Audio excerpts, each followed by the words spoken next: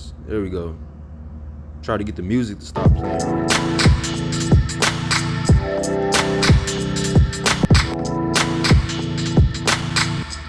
You know, Satan always got some shit going on. But anyways, man, we're gonna bring in the introduction. First and foremost, we want to start off facing east, giving all glory, all praises to Yahweh, by Shem, Yahweh Shah, by Shem Rakakwadash. Double honors to the elders and apostles of Great Millstone, and salutations to all the Akims and the few Aquas, the brothers and the few sisters pushing this truth. It's the brother Yashar coming in from the camp, Children of the Light, with another chapter within Wisdom of Solomon chapter 6. And man, we're gonna get right into it. Yeah, I might be using Google as well for the chapters. I mean, for Googling and reading, to have it on the screen, because I noticed that last time that the Bible app, it was playing music in the video, which, you know, it wasn't too much of a distraction. You could still hear me, but you know, we got options around this motherfucker. So all right, without further ado, we're gonna go to Wisdom of Solomon chapter 6. Now, to give you the base of Wisdom of Solomon chapter 6, is gonna start off speaking to the elect, okay, in the very beginning. And this chapter 5. It's gonna start off speaking to the elect in the very beginning, and then it's gonna loop into speaking unto the wicked rulers of this earth, and then it's gonna go back to speaking to the elect, okay? And then, you know, pretty much just finish the chapter off just explaining, you know, we're gonna get into it, but just explaining, you know, going into a few details on how we're gonna usher into the kingdom. All right, so I want to start off verse 1. It says, "Hear therefore, O ye kings, and understand.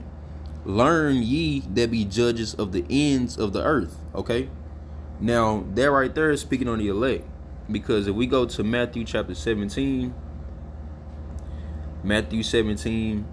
and 24 to 27. Now, in this account, Yahweh Shai, he was with the disciples, and Peter, you know, this account was Yahweh Shai and his disciples, and Peter, and I'll just read it. "And when they were come to Capernaum, they that received tribute money came to Peter and said, Does not your master pay tribute?" So, you know, overall, this is talking about paying tribute to the Romans. Because we know, just like America, the Romans was big on taxation. They say you can worship your own God, you can eat your own food, you can do whatever you want to do around here. Just make sure you're paying them taxes on time. All right, so the ancient Uncle Sam. Now, verse 25, he says, yes. So Peter told the people, like, yeah, my master gonna pay the taxes. He gonna pay tribute.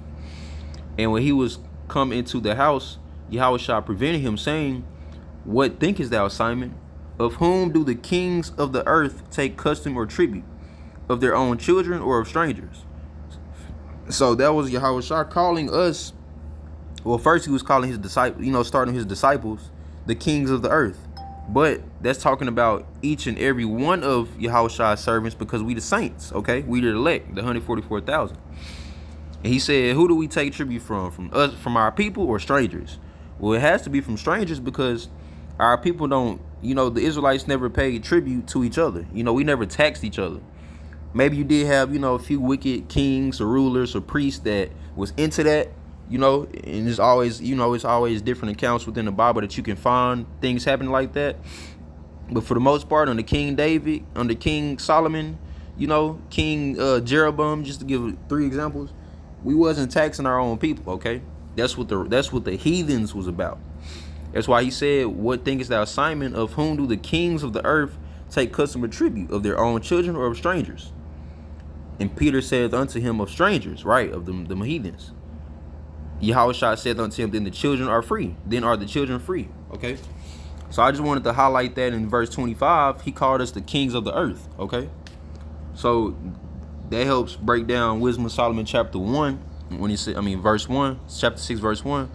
"Oh, therefore, O kings, O ye kings, and understand. Hear therefore, O ye kings, and understand. Learn that ye be judges of the ends of the earth." Okay? "Give ear, ye that rule the people, and glory in the multitude of nations." Right. So real quick, we go to Isaiah 1 and 2, because that's what we're actually about to do. It says, "For the Lord will have mercy on Jacob and will yet choose Israel and set them in their own land, and the strangers shall be joined with them." Now the strangers is talking about the Gentiles, not the other nations. It's talking about the Gentiles. It's going to come back through the seed of the elect. You know, they're going to have to be born through us, and we're going to repopulate them on the earth. "And they shall cleave to the house of Jacob, and the people shall take them and bring them to their place, and the house of Israel shall possess them in the land of the Lord for servants and handmaids." It's talking about these other nations going into captivity under us. "And they shall take them captives, whose captives they were, and they shall rule over their oppressors." So anybody that want to argue that slavery ain't going to exist in the kingdom of heaven, that everybody's going to be saved and everybody has a chance to make it under faith of Yahweh Shai, which they call him Jesus, show them Isaiah 14:2 and ask them to break that down. And they ain't gonna know. They ain't gonna know where to go. They ain't gonna know how to take it. But with us having the spirit of Yahweh Shai, we already know, we the Israelites, pertaining to Deuteronomy 28, you shall be sold into, what is it, okay? To paraphrase, you shall be sold to strangers, I believe, people your fathers have not known, and no man shall buy you. So that's our oppressors right there, is the Edomites. Them are our number one oppressors, and the other nations follow along with them because they own, you know, just think about your street. You got the Arabs, the Chinese people, the people with the food. You got the Africans, they got their own little markets and all that, selling the hair and all that. You know, so all these other nations, they own way more than we do in America than we do in here. And this not even their homeland. They come here just for money. Okay, back to Wisdom of Solomon. Hopefully the audio and everything is good. It says, for power is given you of the Lord, and sovereignty from the highest, who shall try your works and search out your counsels." Okay, now having sovereignty over somebody is having supreme power. All right, that's what we're gonna receive. Now, when it says, verse 4, "Because being ministers of his kingdom, ye have not judged aright, nor kept the law, nor walked after the counsel of the Most High Yahweh." Right. So that's talking about these, you know, you already know, the 2/3. You know, that's really speaking on all wickedness, because, you know, the 2/3 ain't just the judges of this earth, of this kingdom, ministers of this kingdom. So that's actually going into all the wickedness, the wicked ministers of this kingdom from these other nations. Because if we go to Psalm chapter 50, verse 14 and 17, it says, "Offer unto Yahweh thanksgiving," and that's not talking about the holiday, all right? To classify it, all right? It's literally talking about thanking him for giving you what you have. "And pay thy vows unto the Most High, and call upon me in the day of," he said, "and call upon me in the day of trouble, I will deliver thee, and thou shalt glorify me." It says, "But unto the wicked, Yahweh the Most High saith, What hast thou to do to declare my statutes, or that thou shouldest take my covenant in thy mouth, seeing thou hatest instruction and castest my words behind me?" Right, and that's 2/3 of our people. You know, they don't take the covering that Yahweh Shai gives them through his words. All right, they never put on the whole armor of Yahweh, the Most High. Okay. Now let's see, we left off at verse 5. It says, "Horribly and speedily shall he come upon you, for a sharp judgment shall be to them that be in high places."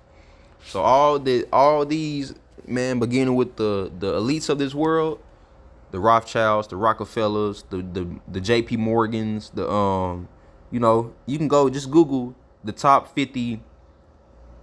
Dang, I forgot the word. The top 50 richest people in America, or the top 100 richest people in the world, and that's gonna give you them is the modern day kings of the earth. All right, because what did kings have? They had money, power, rulership, authority.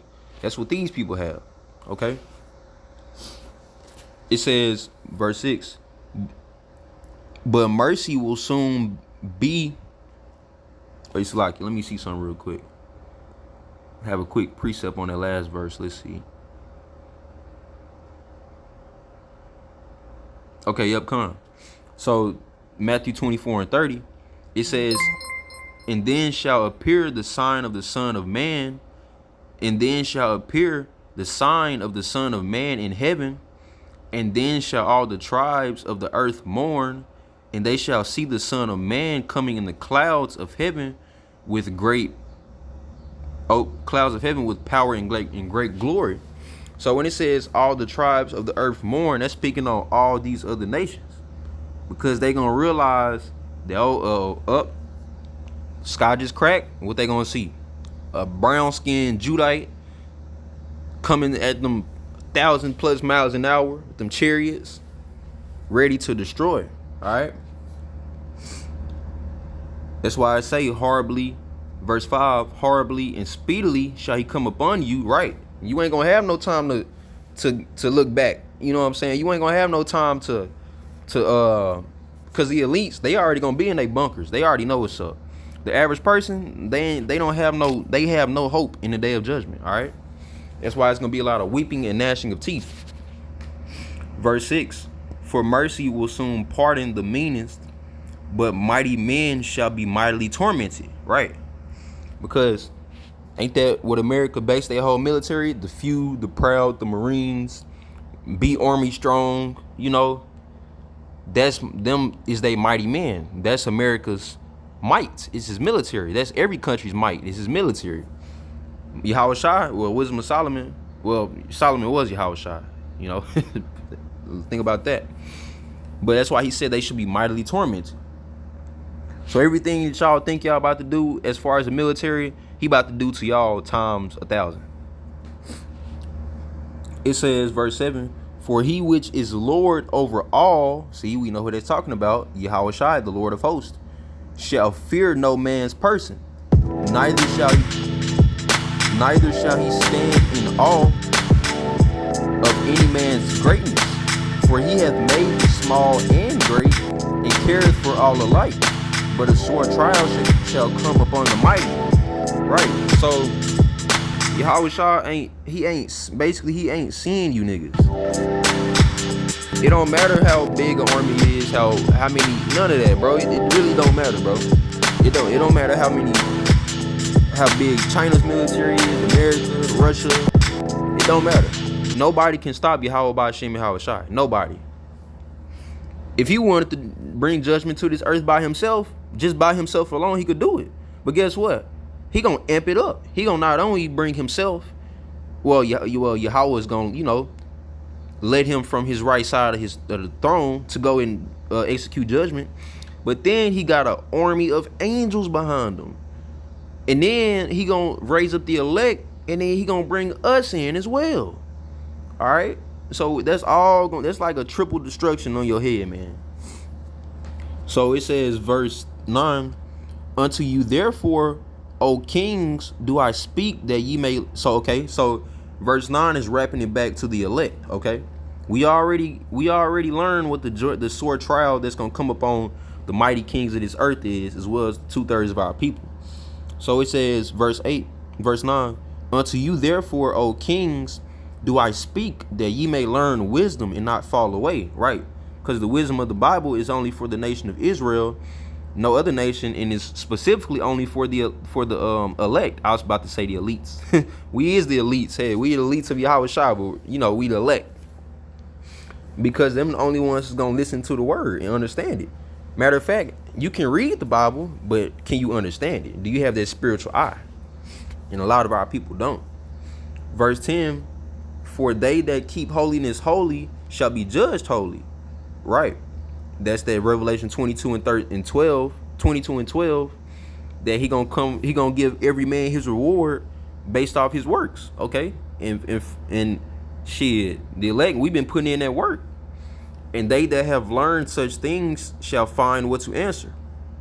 Okay, speaking on wisdom. And how you know that? Because it says, wherefore set your affection upon my words. Right. Think about it. The book is called The Wisdom of Solomon. So if he's telling you to set your affection upon his words, that means that you need to be seeking out the wisdom of the ancient, as the Bible calls it. Wherefore set your affection upon my words, desire them, and you shall be instructed. Meaning you shall be instructed on the prophecies about to take place, and how to be salvated and saved from those prophecies. Because the Lord, like he said in Matthew, I am not come to bring peace on earth, not peace but a sword. Yahweh Shai is not coming back trying to save everybody that calls his name, no matter what nation you are. He ain't coming back to save everybody, to save his elect, beam us up into heaven, and then everybody else get cast down to hell for eternal hell. No, it's not how the game works. It's not how prophecy is set up. He coming back with instruments of chaos, nuclear missiles, angels. We already went over this, man. We already know what's up. But we got to keep saying it over and over, because the people in the back, they don't know what's up, but it's going to be for them. They the ones going to get judged because of their bodies, man. But, hey, that's what wisdom does. You don't seek the wisdom, you won't understand what's going on in life. Verse 12, wisdom is glorious and never fadeth away. Yeah, she is easily seen of them that love her and found of such as seek her. Right. That's why wisdom, this truth has to be your first love, man, in the world, your first love. Verse 13, she preventeth them that desire her in making herself first known unto them. Right. That's why the scriptures say the spirit quickeneth, but the flesh profiteth nothing. Because your spirit is what keeps you from doing right and wrong. Especially when you have to like sit there and decipher, okay, do I want to go do this? No, I can't do that. That's not right.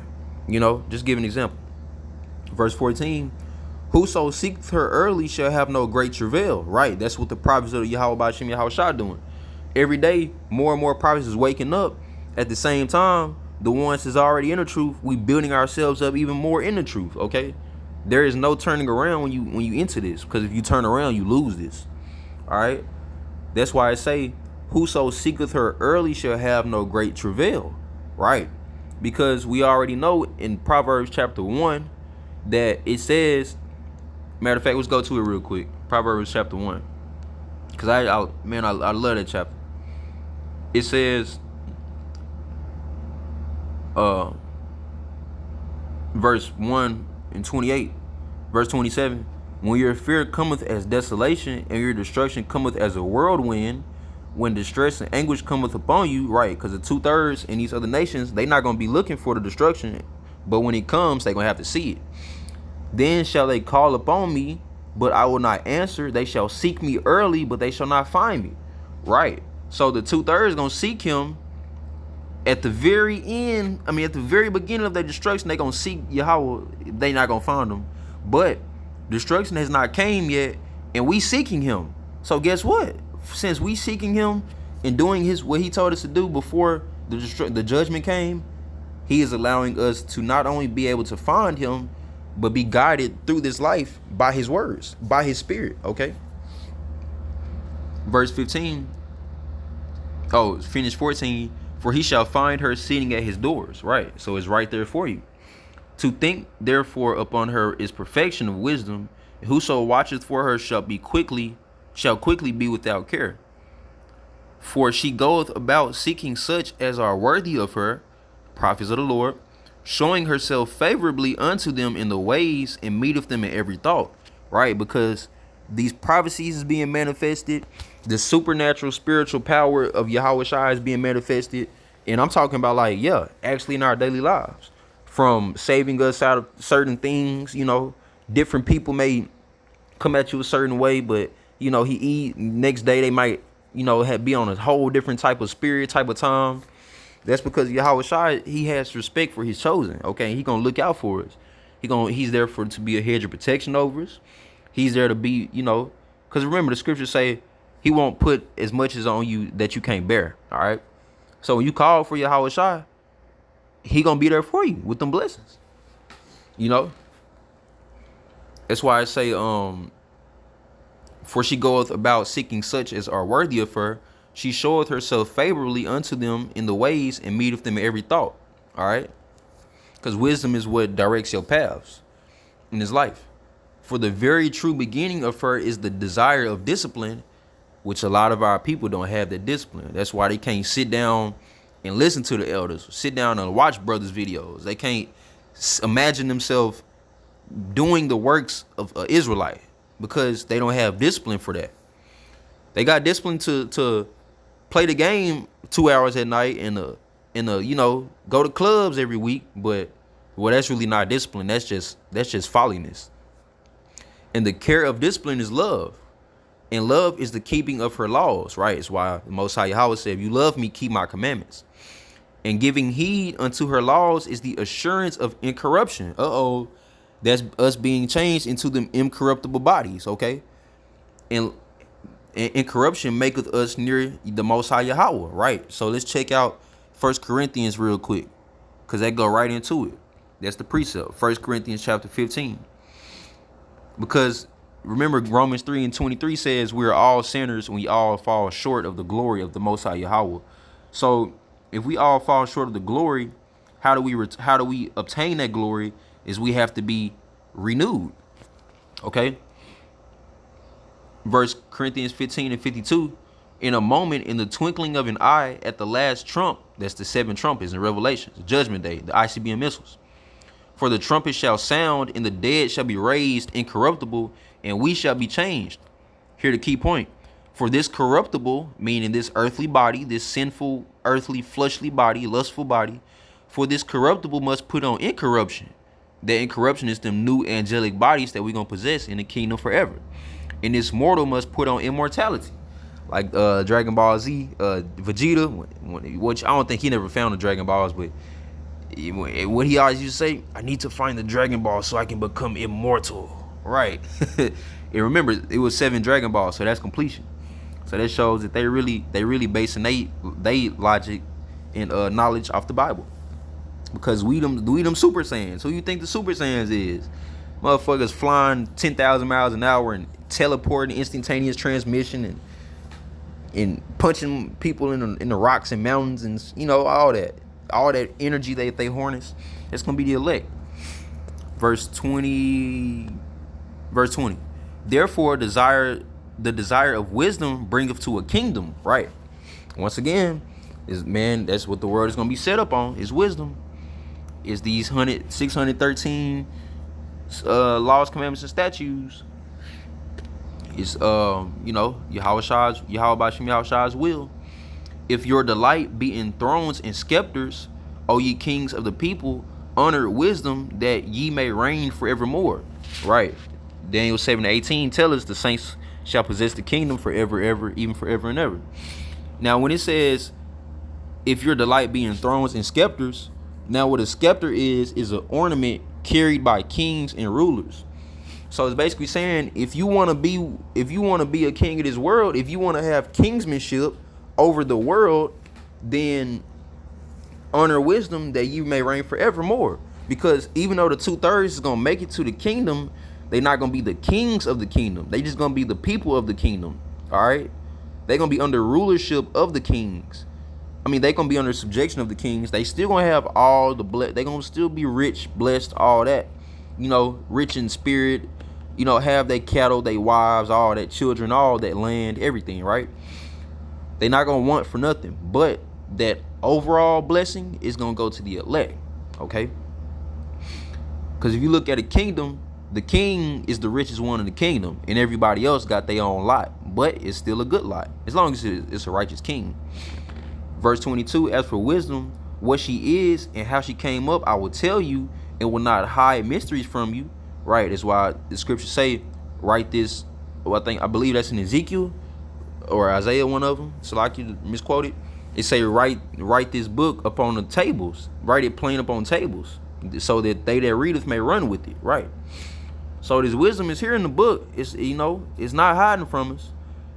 But it says, as for wisdom, what she is and how she came up, I will tell you, and will not hide mysteries from you, but will seek her out from the beginning of her nativity, and bring the knowledge of her into light, and will not pass over the truth. Right? That's what we do. We don't pass over the truth. We give the same doctrine Yahweh was given when he walked this earth 2,000 years ago. These other camps, these other false prophets, they pass over the truth with their worldly doctrines, with their man-made doctrines. Okay? Neither will I go with consuming envy, for such a man shall have no fellowship with wisdom. Right? We don't envy our brothers. All right? We don't envy the teachers, our elders. Okay? But the multitude of the wise is the welfare of the world, right? So the elect is the foundation of the world. That's what the world is going to be built around. Our counsel, our approval, okay? Our laws. Well, you know, the laws are already going to be set from the Bible. But you're going to be doing what we say. You ain't going to be doing what you say, Esau. In the kingdom, we're going to be telling you what to do. We're going to be on your ass. We're going to be whooping your ass. You're going to be building our stuff. All right? That's what that's talking about.